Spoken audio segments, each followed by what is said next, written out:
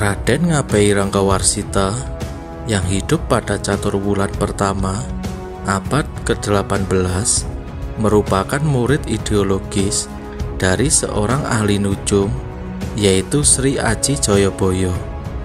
Karena ketekunan dari Ranggawarsita dalam mencari lontar kuno, sekaligus mengumpulkan dan setelah itu dipelajari lontar kuno warisan leluhur yang berasal dari daerah Jawa Timur, yaitu Kediri. Guru kencing sambil berdiri, murid kencing sambil berlari.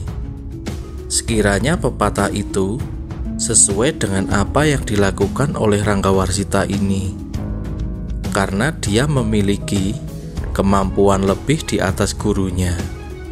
Seperti itulah proses Ranggawarsita meramalkan Satrio Piningit kedua, yang kelak akan memimpin wilayah Nusantara dengan julukan Satrio Muktiwibowo Kesandung Kesampar. Presiden kedua Indonesia, yaitu Soeharto atau lebih dikenal dengan Pak Harto, mempunyai asal-usul yang misterius dan banyak kerahasiaan yang tak pernah terungkap. Tidak seperti Presiden pertama Republik Indonesia yang dikenal sebagai ahli tirakat. Di Indonesia, khususnya Tanah Jawa, kepercayaan mengenai ilmu kebatinan masih dipegang teguh, termasuk oleh Soeharto. Dia melakukan berbagai macam tirakat agar kepemimpinannya bisa bertahan dan berjalan lancar sesuai keinginannya. Menurut informasi yang beredar di tengah masyarakat, ada beberapa tempat spiritual yang sering dikunjungi oleh Soeharto, yaitu Padepokan Langlang Buana, Gunung Srandil di Cilacap, Kaligarang, Sampangan Semarang, Makam Pangeran Purbaya di Desa Maguwoharjo Brebes Sleman, dan lain-lain. Soeharto meyakini bahwa pusaka keris sebagai piandel yang diimplementasikan sebagai sikap dan sifat yang kental atau berani. Piandel artinya bahwa keris merupakan sebuah keyakinan akan sebuah harapan, doa, dan cita-cita yang ditorehkan dan disimpan untuk diteruskan kepada anak cucunya. Soeharto juga meyakini keris melambangkan pentingnya keprihatinan dalam kehidupan ini, sehingga anugerah yang turun atau yang didapat tidak hanya untuk diri sendiri, tetapi juga untuk keturunannya. Kepercayaan Soeharto dengan dunia supranatural sudah tertanam sejak kecil dan bahkan sudah mempelajarinya, karena ayah tirinya yang bernama Atmopawiro juga menyukai hal berbau supranatural.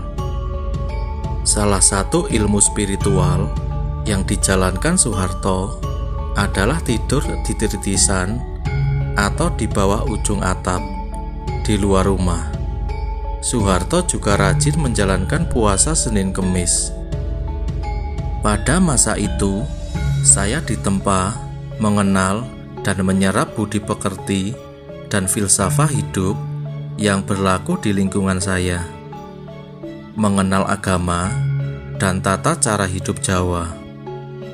Sebagai pria Jawa, Pak Harto benar-benar mengimplementasikan penghormatan terhadap harmoni dan keselarasan hubungan antara manusia dengan alam semesta.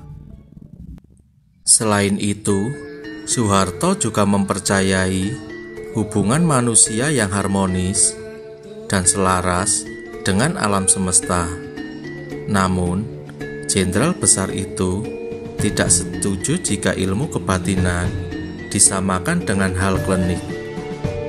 Menurutnya, ilmu kebatinan itu digunakan untuk mendekatkan diri dengan Tuhan yang Maha Kuasa.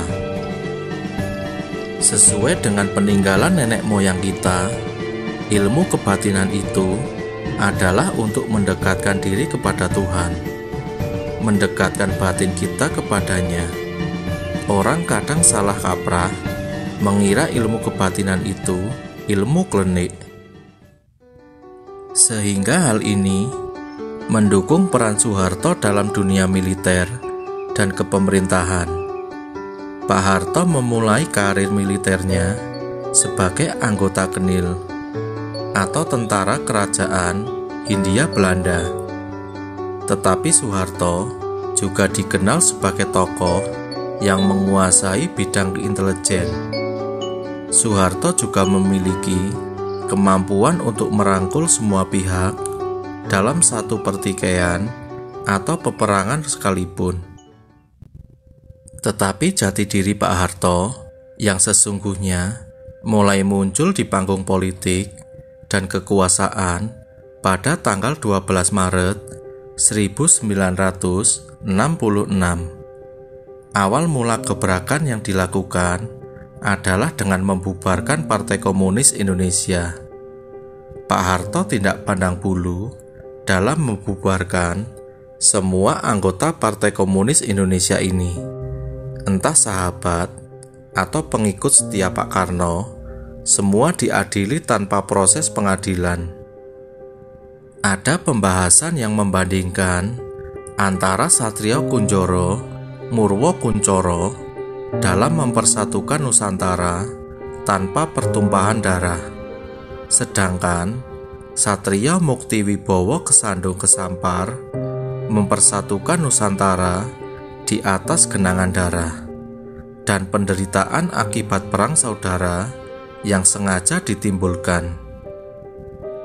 Kepandaian Soeharto dalam kepemimpinan sebagai presiden kala itu seolah beliau memiliki mata, lidah, telinga, dan hal lainnya di setiap sudutnya. Bisa dikatakan dari Sabang sampai Merauke, sehingga sangat wajar pada masa kepemimpinannya tidak ada seorang pun yang berani bersuara sumbang mengkritik kebijakannya. Keadaan mencekam semasa kepemimpinannya seperti menjadi kaula alit di bawah kekuasaan Sang Maharaja Besar yang wajib untuk ditaati segala aturan dan perintahnya. Maka segala kekejaman kala itu dianggap kepemimpinannya yang dianggap fasis, otoriter, tidak demokratis, dan sebutan lainnya. Kewibawaan yang dimiliki oleh Soeharto memang sangat luar biasa. Namun, pada setiap kebijakan yang dia buat selalu memiliki dua sisi yang bertolak belakang, yaitu menguntungkan satu golongan dan merugikan satu golongan lainnya. Itulah yang menjadi makna dari Kesandung Kesampar. Soeharto yang sudah diramalkan oleh Rangga Warsita, pujangga penutup tanah Jawa pada abad ke-18 sebagai Satrio Piningit kedua dengan julukan Satrio Muktiwibowo Kesandung Kesampar. Sangat sesuai dengan beliau karena banyak orang yang berterima kasih sekaligus dendam kepadanya.